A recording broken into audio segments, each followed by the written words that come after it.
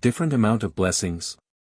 No one should say or believe that they did not receive the same blessings as some of their fellow human beings and that therefore their ascent on earth was not made as easy for them as that of other people. This is a misguided point of view which is completely unwarranted.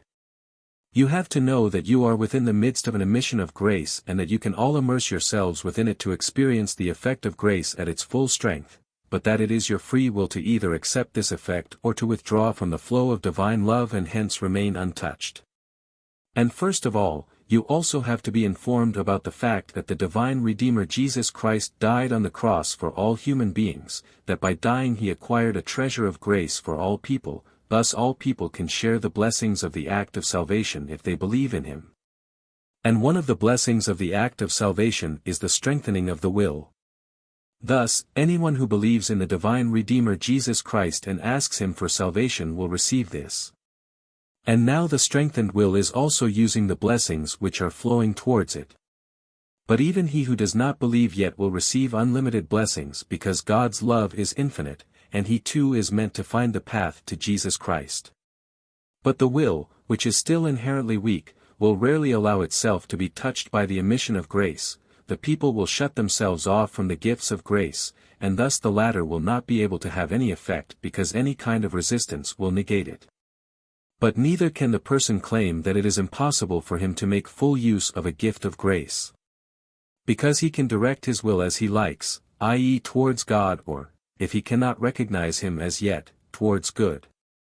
Then he will already be seized by God's love and guided a step forward.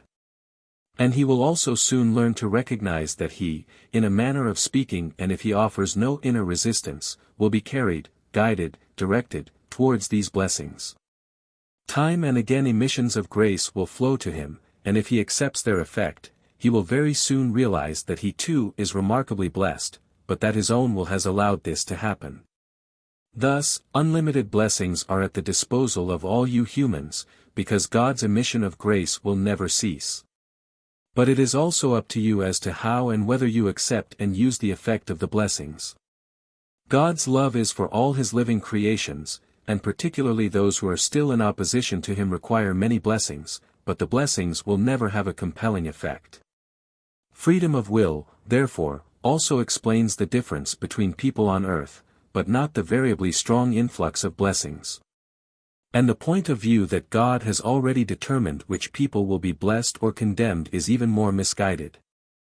This doctrine questions God's love, it invalidates Jesus Christ's act of salvation, which was accomplished for all human beings, and it would also completely undermine people's aspiration for perfection. But with just a little goodwill and faith this misguided teaching can be recognized as such because God's essence, the utmost perfection, will appear to be questionable. It would also call the human being's free will into question and therefore the whole purpose of earthly life, which is entirely due to the free decision of the will. To make this decision of will and the being's return to blissfulness possible, God's emission of grace will constantly flow to people. Therefore, every human being can achieve bliss by merely accepting and utilizing the blessings.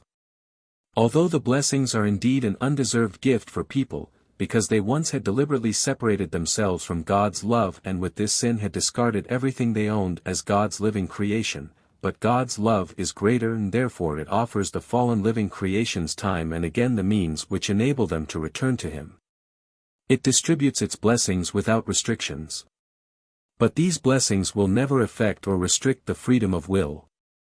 Nevertheless, the maturing of human beings on earth is always subject to the acceptance of these blessings but not dependent on the amount which flows to each and every human being.